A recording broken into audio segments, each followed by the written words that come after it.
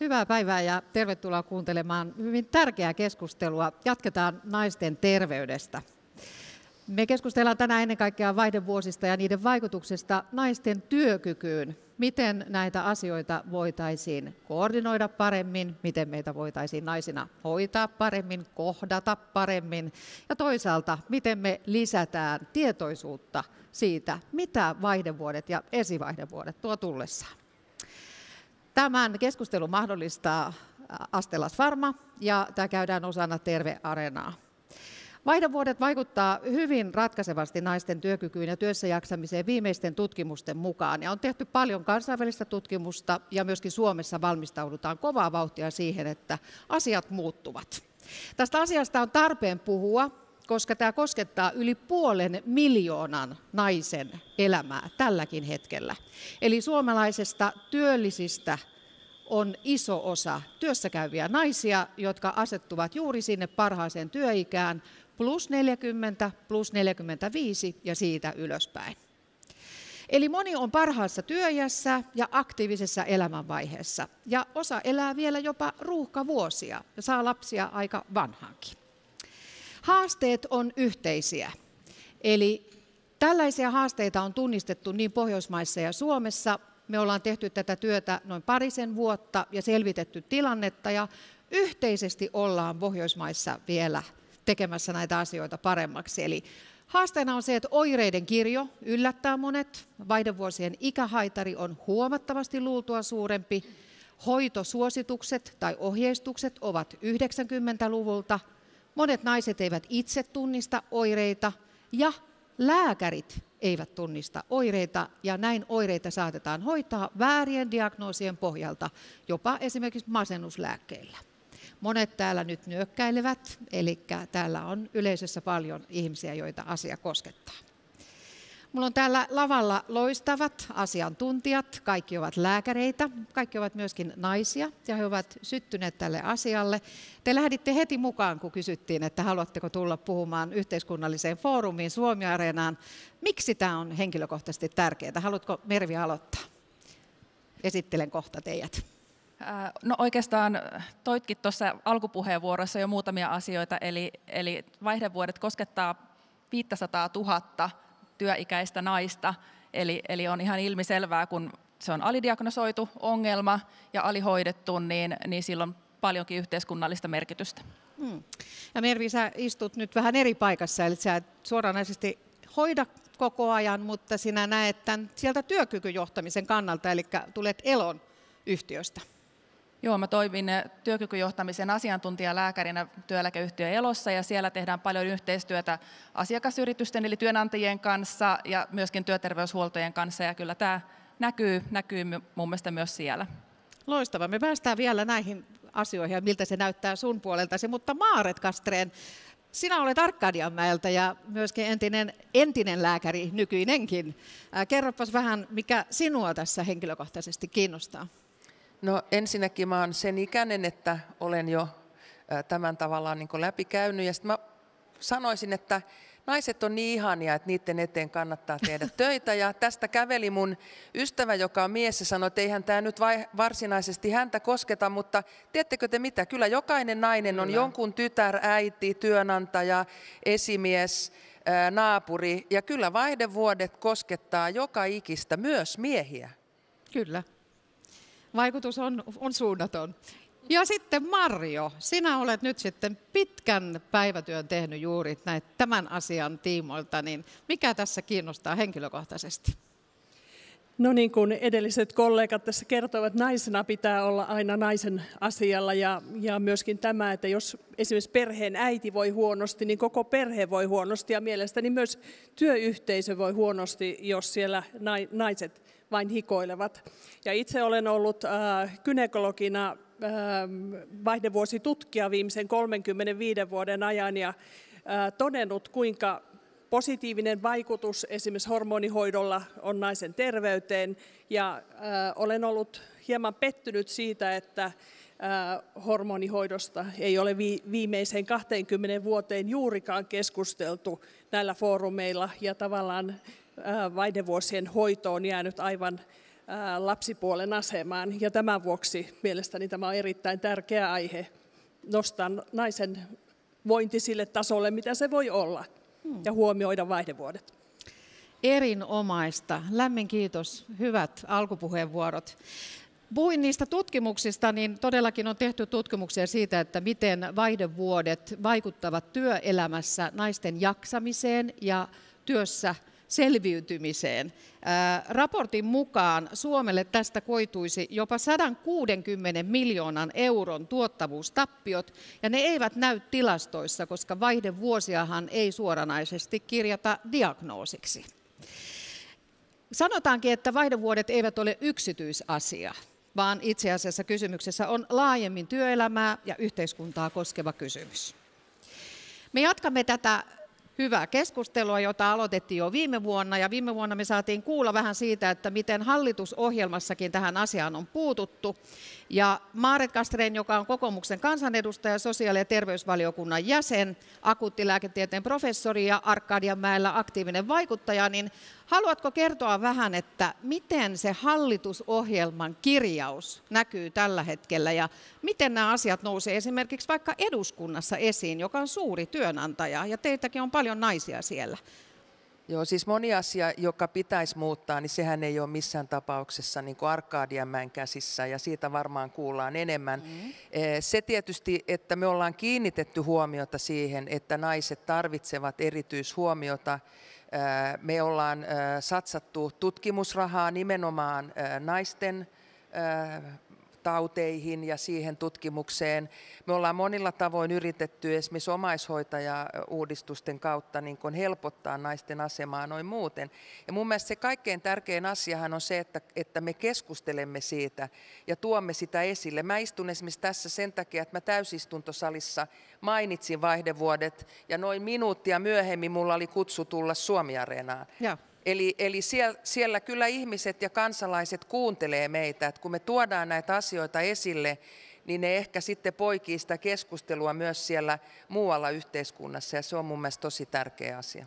Loistavaa, ja kiitos. Me palataan myöskin vielä siihen, että miten muuten näitä asioita edistetään, mutta otetaanpa tähän nyt kansalaiset mukaan. Eli tässä on erään naisen tarina.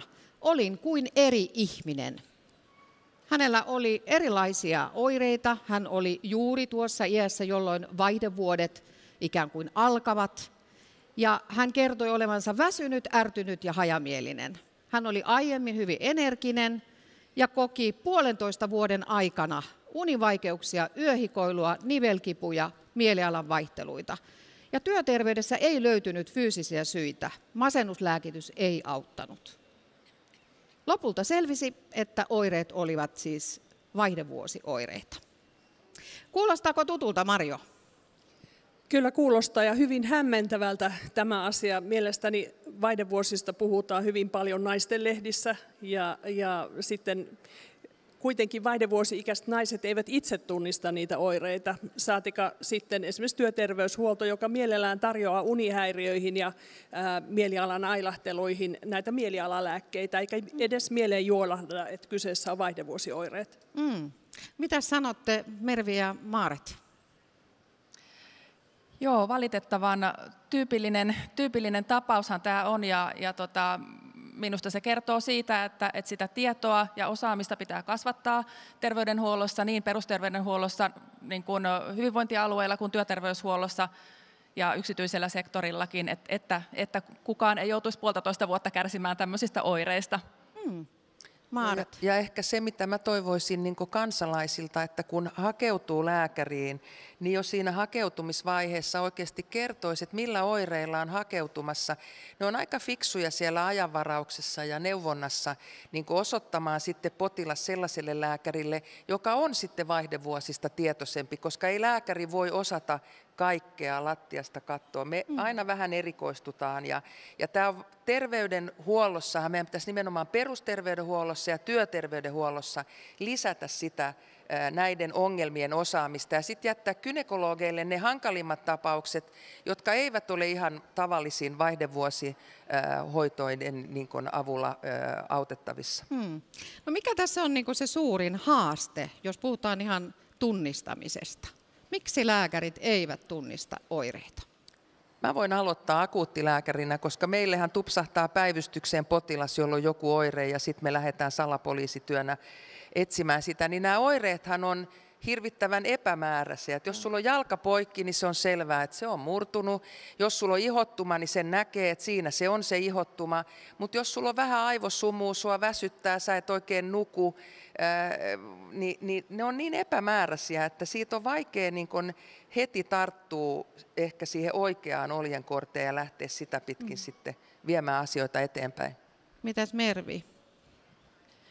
Joo, se on juuri näin, että kun oirekirjo on hyvin laaja, se voi olla vaikka pelkkiä nivelkipujakin eikä mitään muuta, niin siinä ei välttämättä tule niin kuin lääkärillä, joka niin kuin työterveyslääkäri, hän on tavallaan niin kuin työikäisen yleislääkäri, eli hoitaa niin kuin loppujen lopuksi aika laajan kirjon eri asioita tämän ennaltaehkäisevän työn lisäksi, ja totta kai se voi olla haastavaa sitten tunnistaa näitä oireita, mutta sen takia sitä vaan pitää sitä tietoa lisätä ja jotenkin koittaa rakentaa vaikka niitä hoitopolkujakin ihan niin kuin vaihdevuosioireiden hoitoon ihan yksittäisessä työterveysyksikössä vaikka. Ja sitten saatikka sitten sieltä työterveyshuollosta perusterveydenhuollon puolelle, jos vaihdevuosioireiden hoito ei vaikka kuulu työterveyshuoltosopimukseen. Joo, siis tutkimusten mukaan ihmiset eivät tiedä, että voisivat saada esimerkiksi työterveyshuollosta apua. Kaikki yritykset eivät tiedä, että he voisivat hankkia tällaista tukea työntekijöilleen. Mites Marjo, kun sä oot näitä asioita kanssa läheltä nähnyt, niin missä sä näet, että on se suuri haaste? Perusterveydenhuollossa vai työterveydenhuollossa? Puhutaan kuitenkin työikäisistä naisista. No ehkä suurin haaste on just työterveyshuollossa, josta tulee ehkä näitä vääriä diagnooseja. Eli siellä helposti mennään aivan niin kuin unilääkelinjalle ja mielenterveyslääkelinjalle, eikä ajatella lainkaan, että kyseessä on vaihdevuodet, vaikka on tyypillisesti sen ikäinen nainen kyseessä. Että kyllä gynekologi hyvinkin selkeästi ajattelee heti, että 50 plus nainen, niin hän on vaihdevuosissa. Ja ensimmäisenä tulee mieleen, pitäisikö tätä asiaa korjata ensimmäisenä. Mitäs tuossa, kun istuttiin kahvilla ennen tätä, niin tuli vähän esille se, että ketkä naisia hoitavat näissä asioissa? Haluatteko kommentoida? Oliko siellä joku tietty profiili, että kenellä nousee käsi pystyyn, että minulle tuli naispotilas? No niin. No minä voin aloittaa tämän, että yleensähän esimerkiksi perusterveydenhuollossa niin naiset ohjautuu naislääkäreille ja miehet nostavat kädet pystyyn. He eivät ota gynekologisia potilaita eikä naisia. Että tästä halutaan kyllä eroon.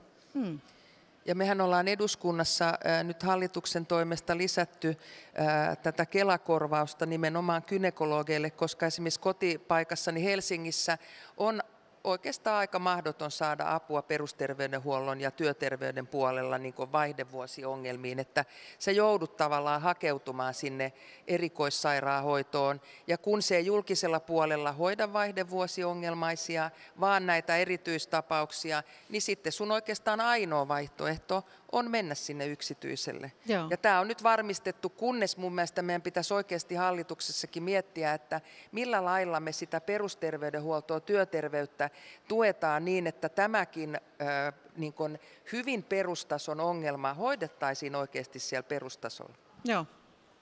Mä näen kanssa tosi tärkeänä, koska ei kaikilla ole varaa mennä yksityisesti gynekologille todellakaan, niin sen takia, että se osaamisen vahvistaminen niin kuin perusvaihdevuosioireiden hoitoon olisi niin kuin tosi tärkeää siellä perusterveydenhuollossa ja työterveydessä. Joo. Eli on puhuttu vähän siitä, että vaihdevuodet voi lisätä eriarvoisuutta ihmisten välillä, ja myös se, että missä asut Suomessa, saattaa hyvinvointialueellakin lisätä eriarvoisuutta. Eli todella tärkeä yhteiskunnallinen keskustelu kyllä. No miten sitten, jos katsotaan nyt vähän sitä työkykyjohtamista, niin täältä löytyy ajatuksia siitä, kun Mervi on mukana, että kun ajatellaan työkykyjohtamista, niin kuinka moni suomalainen yritys ajattelee, että siihen liittyisi jollain tavalla naiset ja esivaihdevuodet ja vaihdevuodet? No tällä hetkellä aika harva, mutta toisaalta mä oon ilolla nyt niin kuin pannut merkille, että nyt niistä asioista vähän keskustellaan siellä yhteisen pöydän ääressä. Toki me niin kuin Elossa sitä keskustelua kanssa halutaan aina nostaa, etenkin jos on kovin naisvaltainen työpaikka ja missä vielä se ikärakenne rupeaa olemaan siellä niin kuin plus 45, niin silloin erityisesti nostetaan se puheeksi, koska niin kuin tässä raportissa, mikä tässä äsken vilahti, niin yksittäisen naisen osalta vaihdevuosien aiheuttama niin kuin tuotannon tai tuottavuuden menetys on lähes 4 000 euroa tämän laskelman mukaan, niin siinä puhutaan aika isoista rahoista. Joo. Maarit, käsi pystyssä. Joo, kiitos. Meillähän on hallituksessa tosi kova tarve nyt löytää niitä talouskasvun elementtejä. Ja mä oon pitkään tässä näiden neurokirjon asioiden kanssa toiminut ja mun mielestä ehkä työelämään, niin meidän pitäisi ottaa huomioon niin kun jokaisen työntekijän osalta se monimuotoisuus. Joo. Ja vaihdevuosioireiluhan on yksi monimuotoisuuden niin kun tavallaan osa. Ja mehän menetetään siis valtavasti työkykyä, sitä tuottavuutta, vaan sillä, että me ei huolehdita siitä, että jokaisella työntekijällä olisi niin kuin yksilönä mahdollisuus päästä parhaaseen mahdolliseen suoritukseen. Joo. Puhutaan siitä, että esivaihdevuodet ja vaihdevuodet voi olla jopa tämmöinen kallis tabu. Mitenkäs me muutetaan vähän asenteita? Eli tiedän, että Mervi käyt puhumassa vaikkapa yrityksissä tästä asiasta, niin miten muutetaan asenteita? Mitä sanot yleisölle, että mitä tästä pitäisi kertoa eteenpäin? Asenteita muutetaan mun mielestä parhaiten tietoa jakamalla ja osaamista lisäämällä. Ja jos puhutaan yrityksistä, niin siellähän niin kuin täytyy jakaa sitä tietoa esihenkilöille, että he niin kuin osaisivat niin kuin tunnistaa mahdollisia vaihdevuosioireita ja tavallaan sitäkin, että he tietäisivät, että mitä vaikutuksia sillä voi olla työkykyyn ja miten sitä tilannetta voi niin kuin työpaikan toimin helpottaa. Ja sitten tietenkin on oma niin kuin lukunsa se, että mitä työterveyshuollossa voidaan tehdä. Maari. Ja sitten niin kuin aina mun mielestä sellainen, niin kuin, että jokainen toisi itse esille niitä asioita. Että mehän helposti sanotaan, että mulla oli ihan hirveä migreeni eilen, mä olin poissa töistä. Mutta mä en ole vielä kertaakaan kuullut, että joku sanoisi, että mun vaihdevuosioireilu on nyt niin huono, että mun on vaan pakko saada tehdä muutama etäpäivä, että mä saan niin kuin nukuttua. Mä olen yrittänyt tätä joskus sanoa, mutta kyllä se vähän vaikealta tuntuu. Seuraava sukupolvi vähintäänkin nyt haastetaan sitten tähän haasteeseen mukaan. Eli kallis tabu, josta pitäisi puhua ehkä enemmän osana naisen luonnollista elämää, ihan samalla tavalla kuin siellä vaihtelee raskaudet tai lapsettomuudet tai muutkin asiat. No, jos puhutaan vielä tästä työkykyjohtamisesta, niin näetkö, Mervi, että onko tässä ihan oikeasti tällaisia työkyvyttömyysriskejä meillä tällä hetkellä jotenkin kytemässä? Väestö vanhenee, onko tämä iso riski? On. Tässä viime vuonna esimerkiksi julkaistiin tämmöinen suomalainen tutkimus Pohjois-Suomesta, jossa työkyvyttömyyseläkkeen riski oli niin kuin 1,7-kertainen. Niillä naisilla, kellä vaihdevuodet oli alkanut aika nuorella iällä. Ja sitten on viitteitä siitä, että niin kuin kansainvälisistä tutkimuksista, että naisten työllisyys on heikompi, jos heillä on niin kuin varhain alkaneet voimakkaat vaihdevuosioireet, eli sillä on niin kuin oikeasti merkitystä. Ja tietenkin sitten nämä sairauspoissaolot, mitä voi tulla niin kuin epäsuorasti, just jos ei tunnisteta, että kyse on vaihdevuosioireista, niin tulee erilaisia unihäiriödiagnooseita, mahdollisesti jotain mielialahäiriön diagnooseja ja sitten erilaisia tuki- ja liikuntaelindiagnooseja. En ole nähnyt sellaista sairauslomatodistusta koskaan, mistä lukisi kuumat aallot esimerkiksi syynä. Niin. Joo. Mä tiedän, että Marjo, sinä olet ollut valmistelemassa nyt uutta käypähoitosuositusta, joka on siis aivan uutta Suomessa. Eli koskaan aikaisemmin Suomessa ei ole ollut kirjattua käypähoitosuositusta. Ja tällainen on tulossa tänä syksynä. Laittakaapa kalenteriin 22.9. Varmasti silloin toivon mukaan mediasta kuuluu, minkälaiset ovat uudet käypähoitosuositukset. Marjo, voitko kertoa meille, minkälainen prosessi se on ollut, että tällainen on saatu Suomeen? Joo, lääkäriseura Duodecimhan tavallaan masinoi näitä käypähoitosuosituksia terveydenhuollon henkilöstölle ja tässä on taustalla 2 vuoden projekti, joka on juuri valmistumassa. Lähtee tekniseen toimitukseen tämä käypähoitosuositus. Ja siinä on sellainen 10-11 monialainen työryhmä, joka on tehnyt tätä suositusta. Siinä lähdetään käymään tieteelliset artikkelit läpi aiheesta ja niille annetaan erilainen näytöaste, kuinka vahva suositus kyseisestä aiheesta aina tulee ja sitten vedetään yhteen suositukseksi, jota sitten lääkärikunta käyttää hyvin laajasti. Se on heillä usein siellä työpöydällä vastaanotolla. He voivat klikata siitä ja katsoa, mikä on viimeisimmät ohjeet hoitaa kyseistä tautia. Ja toivon, että se otetaan hyvin laajasti käyttöön sekä opetuksessa että kliinisessä työssä. Se on lähinnä keittokirja, johon on koottu kasaan kaikki aiheesta oleva uusi tieto. Prosessi on kestänyt 2 vuotta ja teitä on ollut siinä mukana hyvin eri aloilta, eli liikuntatieteiden, ravitsemustieteiden, sisätautien ja sitten gynekologian, työterveydenhuollon ja perusterveydenhuollon puolelta. Miksi näin laajasti? No, siinä tavallaan halutaan, että tämä aihe jalkautetaan sinne perusterveydenhuoltoon ja työterveyshuoltoon juurikin. Me emme tarvitse ohjeita gynekologeille, vaan me tarvimme muille, jotka on aiheen kanssa vähemmän tekemisissä, jotta he rohkaistuvat aloittamaan näitä hoitoja ja tunnistamaan vaihdevuosioireet silloin, kun tällainen nainen tulee kohdalle ja tällä tavalla parantamaan sitten niin kuin tasapuolisesti ja riippumatta siitä, minkälainen on tulotaso, että heidän vaihdevuosioireensa hoidetaan ja noterataan. Hyvä. Maaritilla oli Joo, mä olisin halunnut sen verran sanoa, että nämähän on todella tärkeitä nämä käypähoitosuositukset ja sen takia hallitus on näihin nyt lisärahoitustakin hankkinut. Ja kun mennään semmoiseen tilanteeseen, että potilas kokee, että häntä on hoidettu väärin ja siitä tulee lainopillinen prosessi, niin silloinhan nämä käypähoitosuositukset on se normi, josta tuomarit lähtee katsomaan, että onko oikeasti tehty oikein vai väärin. Ja lääkäreitä aina opetetaan, että jos poikkeat käypähoitosuosituksesta, niin sun pitäisi kirjoittaa se potilaan kertomukseen ja syy, minkä takia katsot, että näin haluat tehdä. Se on ihan mahdollista ja joskus se on todella tärkeää, että poikkeat, mutta niillä on todella siis suuri merkitys myös näissä kaikissa niin kuin ristiriitatilanteissa. Joo. Eli kun menee lääkäriä tapaamaan, niin voi sanoa, että nyt on käypähoitosuositus, kun sinne menee syyskuun jälkeen. Miten Mervi näet merkityksen käypähoitosuositukselle? On todella hyvä, että vaihdevuosien hoitoon tulee uusi käypähoito, tai tulee se ensimmäinen käypähoitosuositus nyt, että se varmaan osaltaan näkyy justiin tässä, että ei, niin kuin, ei sitten osata hoitaa, koska juuri niin kuin Marjo sanoi, niin tämä terveysportti on niin kuin tosi ahkerassa käytössä perusterveydenhuollossa ja työterveyshuollossa, ja jos sieltä se käypähoitosuositus helposti on saatavissa, että voit sekata, että mitä kaikkea minä voin hoitaa ja milloin pitää lähettää sitten sinne gynekologille, niin mä uskon, että tämä jonkin verran kyllä auttaa siihenkin. Joo.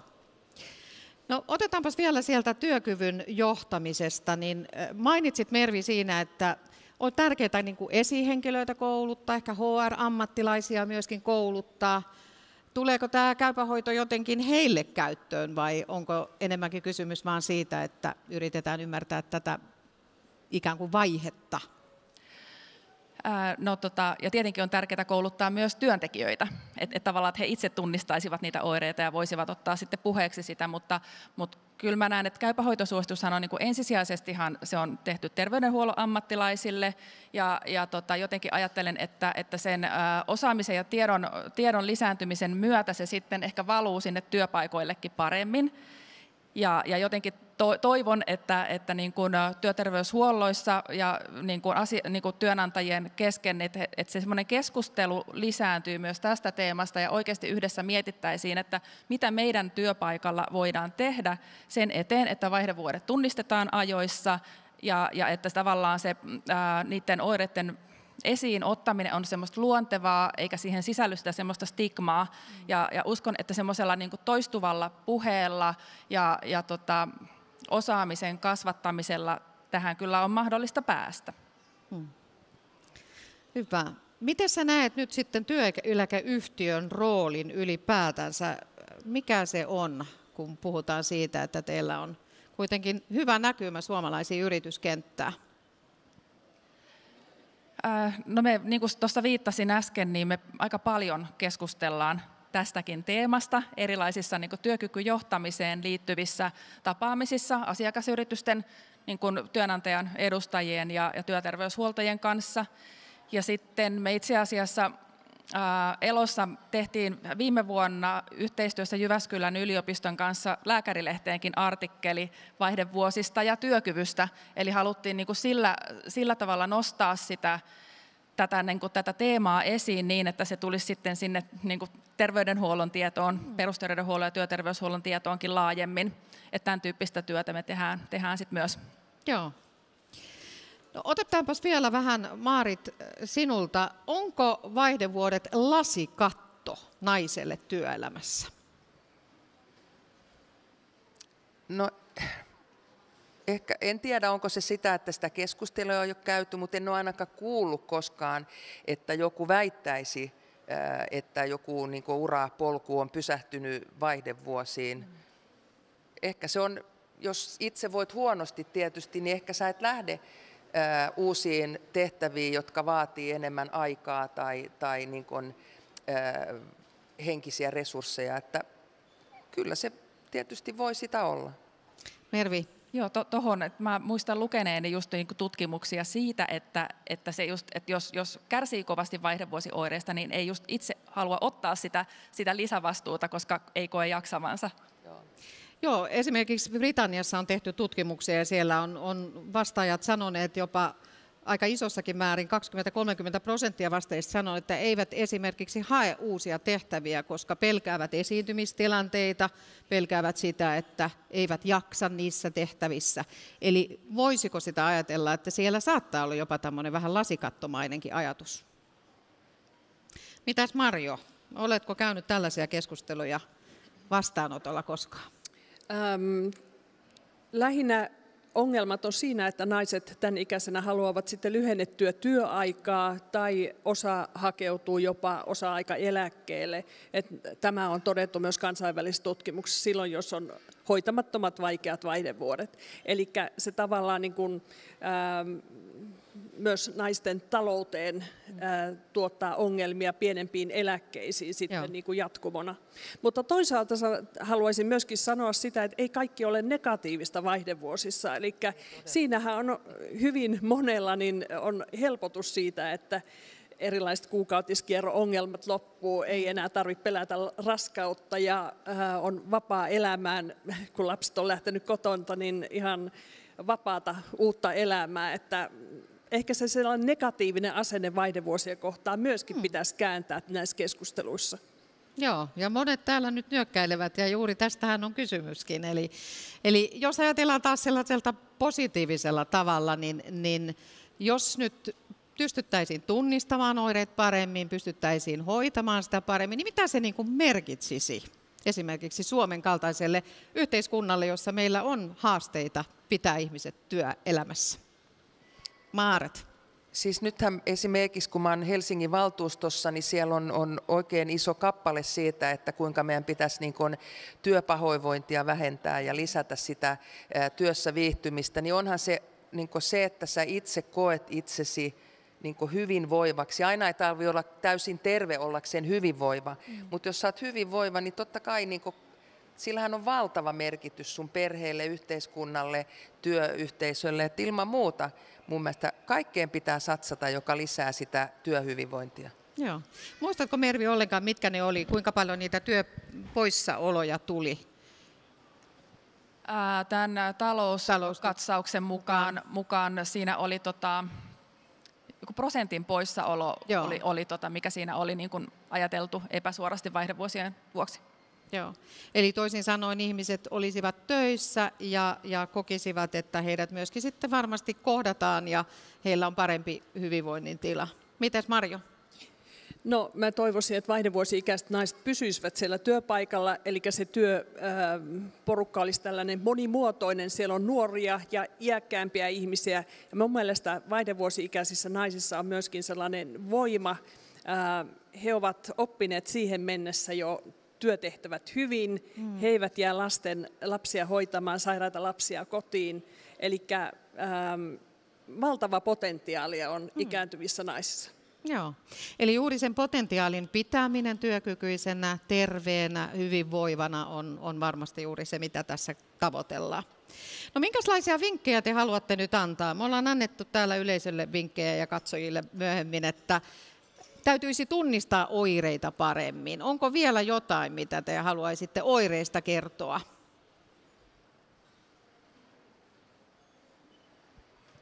No, meille on vaihdevuosioireita tällaisilla kaukaasialaisilla naisilla 75–80%. Meillä keskimäärin vaihdevuosi-ikä on 51 vuotta ja vaihdevuosioireet jatkuu keskimäärin 7 vuotta ja monella jopa 20 vuotta. Se on tällainen perinnöllinen, että se on aika pitkä aika elämää kärsiä sitä vaihdevuosioireista. Eli sanoisin, että hakeutukaa hoidon piiriin, koska moninaisia lääkkeitä on helpottamaan näitä oireita. Joo. Ja mä ehkä antaisin tämmöisen vielä yhden sen elintapaohjeen, että me tiedetään, että tupakoivilla naisilla on paljon suurempi riski saada vaikeita oireita, niin ne, jotka ei ole vielä vaihdevuosissa, niin lopettakaa hyvät ihmiset tupakointi. Mervi. Mä voisin vielä jatkaa tätä sillä, että toinen erittäin tärkeä asia on hyvä lihaskunnon ylläpito, eli säännöllinen liikunta ja lihaskuntoharjoittelu, koska vaihdevuodet niin kun yksinään nämä hormonaaliset muutokset kuitenkin niin kun kiihdyttää sitä lihaskatoa siinä, missä ikääntyminen itsessäänkin tekee, mutta vaihdevuosilla on tässä oma itsenäinen merkityskin. Ja se lihaskunnon ylläpito on sen vuoksi tosi tärkeää. Katsotaan, olisiko meillä tällä hetkellä yleisössä kehittynyt kysymyksiä? Haluaako joku? Meillä on mikrofoni, mikä voidaan kiikuttaa sinne, jos on joku kysymys, mikä mieltä askarruttaa. Jos ei tässä vaiheessa, niin pistäkää korvan taakse, palataan asiaan. Hyvä. Älkää olko liian ujoja, asenteita muutetaan. No otetaan vielä tähän, vielä puhutaan näistä asenteista, niin miten te itse ajattelette, että kun sanoilla on merkitystä, niin mikä voisi olla parempi nimi tälle ajalle naisen elämässä kuin vaihdevuodet? Mun täytyy sanoa, että mä oon vähän ihmetellyt tässä siis 65 vuotta tätä maapalloa tallanneena, että minkä takia me niin hirveän usein nykyään sanotaan, että joku sana, jota me käytetään, on väärä ja nyt sille pitää keksiä joku uusi sana. Mä en edes enää tiedä, mitä ammatteja ihmisillä on, kun ne on kaikki muuttunut siitä, kun mä oon ollut koulussa.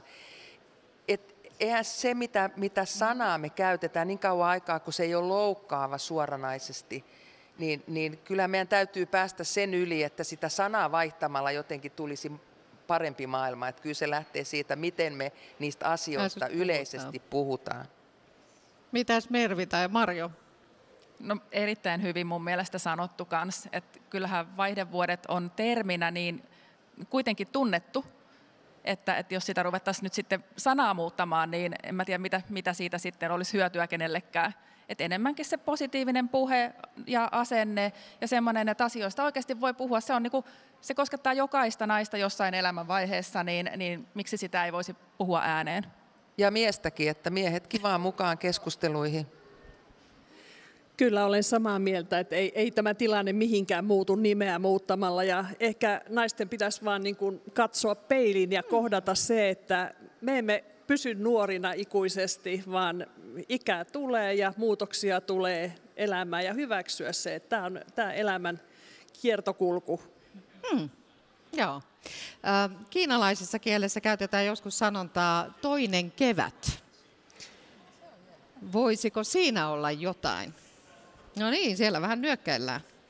Mun mielestä hyvin, mitä sä vastasit aikaisemmin, että kuuluu paljon hyviä ja positiivisiakin asioita vaihdevuosiin, niin siinä mielessä toi toinen kevät kuulostaa oikein hyvältä. Juuri näin, joo. No, jutellaan vielä hetken aikaa, Maaret, tästä niin kuin päätöksenteosta. Niin sinä itse naispuolisena poliitikkona Arkadianmäellä ja pitkän uran lääkärinä tehneenä, niin miten näet ylipäätänsä siis naisten terveyden sellaisena yhteiskunnallisena keskusteluna? Me tiedetään faktoista, että iso osa lääkkeistä suunnitellaan miehen fysiologialle. Kommentteja? Joo, silloin mä olin Ruotsissa 8 vuotta professorina ja siellä oli paljon tutkimusta nimenomaan tästä, että naisia ja miehiä kohdellaan potilaina eri tavalla. Et esimerkiksi jos sä oot vaikeasti vammautunut nainen, niin sä saat hitaamman kuljetuksen yliopistosairaalaan kuin jos sä oot vaikeasti vammautunut mies. Ja joskushan se sitten potkaisee ihan sinne oikeasti niin kuin nilkkaankin, kun siellä oli tutkimus syöpälääkkeestä ja sitä annettiin miehille enemmän kuin naispotilaille, jonka jälkeen todettiin, että se ei ollutkaan yhtään hyvä, että se oli parempi se vanha lääke, että siinä kohtaa, kun naiset oli saanut enemmän sitä vanhaa lääkettä, mutta siis tämä on oikeasti, siis lääketiede lähtee aika lailla siitä, että potilas on aikuinen ja mies. Ja tähän täytyisi tietysti, ja sen takia hallituskin on nyt suunnannut rahoitusta nimenomaan niin kuin naisten tutkimukseen. Joo. Ja tämä tutkimushankkeet, mitkä on käynnistetty, niin Työterveyslaitos tutkii esimerkiksi työterveyshuoltoa, miten siellä vaihdevuodet voitaisiin paremmin diagnosoida ja miten paremmin hoitaa, jotta juuri ne työikäiset naiset olisivat ja jaksaisivat paremmin työelämässä. Mites Mervi, ajatuksia tästä? Joo, on tietenkin hyvä, että Työterveyslaitos on tästä ottanut myöskin koppia, koska se on semmoinen kanava, mitä kautta se tieto monesti sit välittyy työterveyshuoltoihin. Eli monella tasolla tarvitaan kyllä toimia. Joo. Eli onko tietoa, Maaret, milloin tämä Työterveyslaitoksen raportti valmistuu? Mulla ei ole tällä hetkellä tarkkaa tietoa ja hallitushan on siis ministeri Grahn-Laasonen on kertonut, että odotellaan esimerkiksi käypähoitosuositusta, koska lainsäätäjän hän on erittäin fiksua kuunnella niitä, jotka osaa asian ja katsoa, mitä sieltä kumpuaa sitten tarpeita lainsäätäjille. Joo, ja me ollaan oltu sitten yhteydessä Työterveyslaitokseen ja he sanovat, että tutkimus on vielä kesken ja siihen varmasti palataan sitten loppuvuodesta niin kuin tänä vuonna. Mutta tutkimustietoa tulee siitä, että miten työterveydenhuollossa sitten paremmin tähän otettaisiin kantaa. No yksi asia ja näkökulma on uusien lääkäreiden koulutus. Te olette kaikki käyneet lääkärikoulutuksenne jo aiemmin. Miten silloin asioita nostettiin esiin ja miten näette, että jatkossa näitä naisen terveyden asioita ja hormonaalisen terveyden asioita tullaan nostamaan esiin koulutuksessa? Haluatko Marjo aloittaa?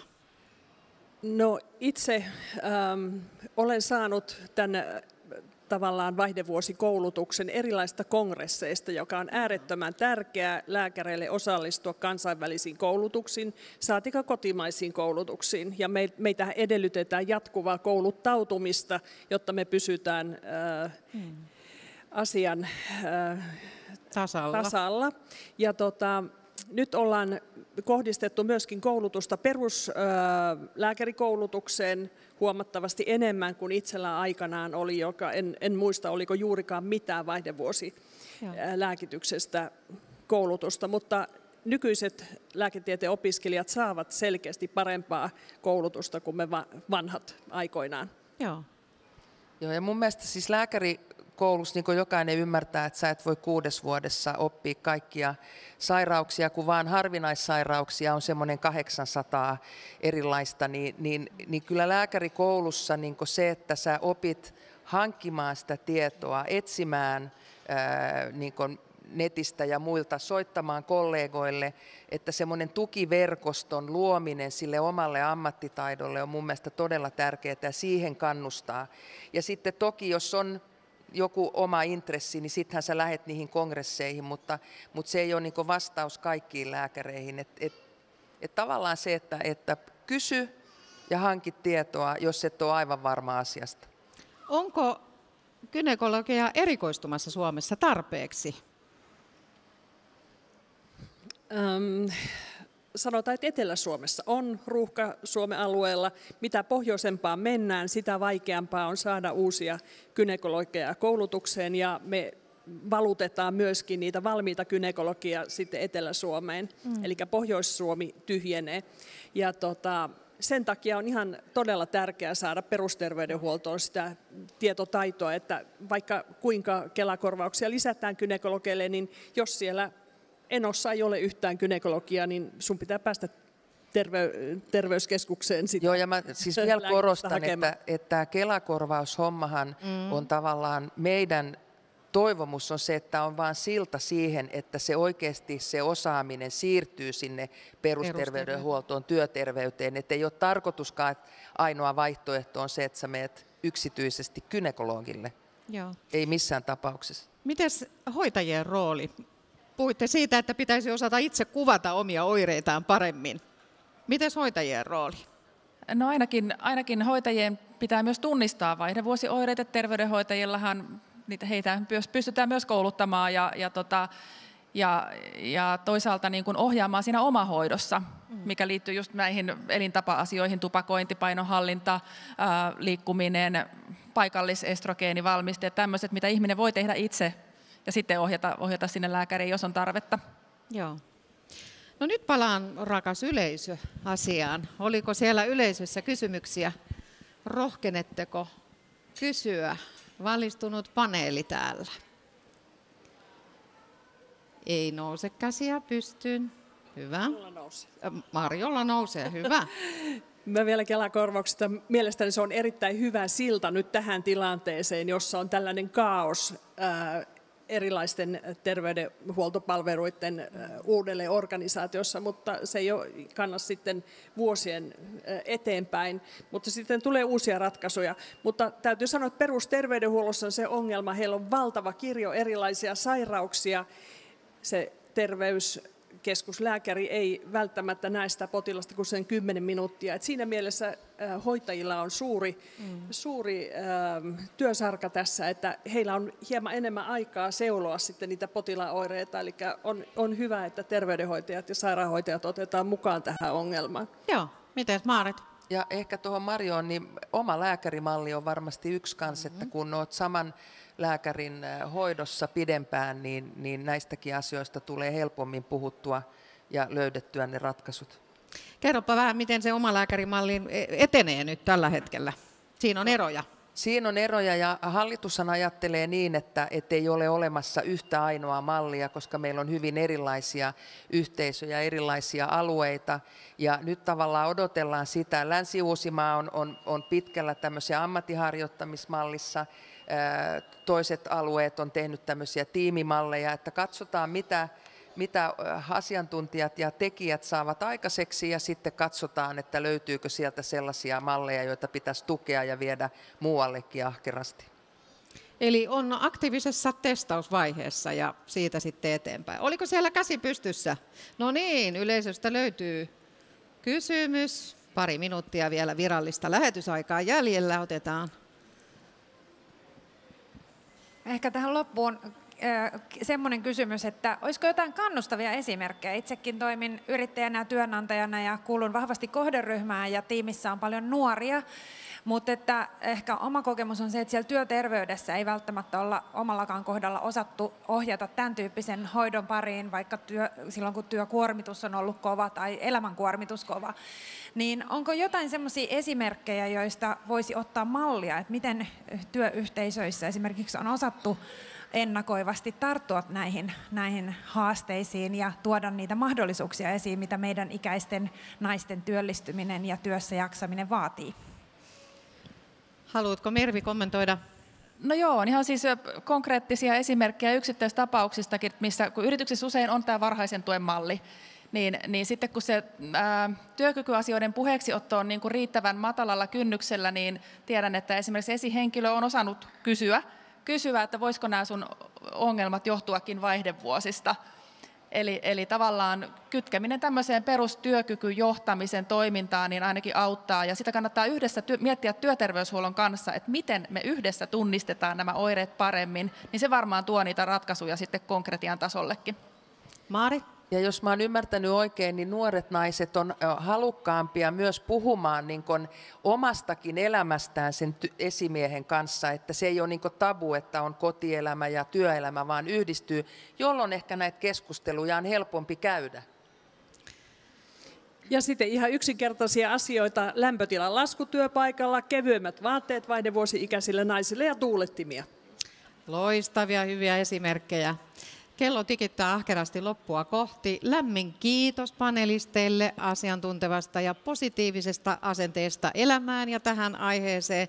Kiitos yleisölle, myötäilitte mukana ja jokaiselle nyt sitten niitä roppakaupalla vinkkejä tältä porukalta. Puhukaa asioista, muuttakaa asenteita, lisätkää tunnettuutta, kertokaa asioista eteenpäin. Sillä muuttuu yhteiskunta paremmaksi ja sillä muuttuu meidän kaikkien yhteinen elämä paremmaksi. Kiitoksia.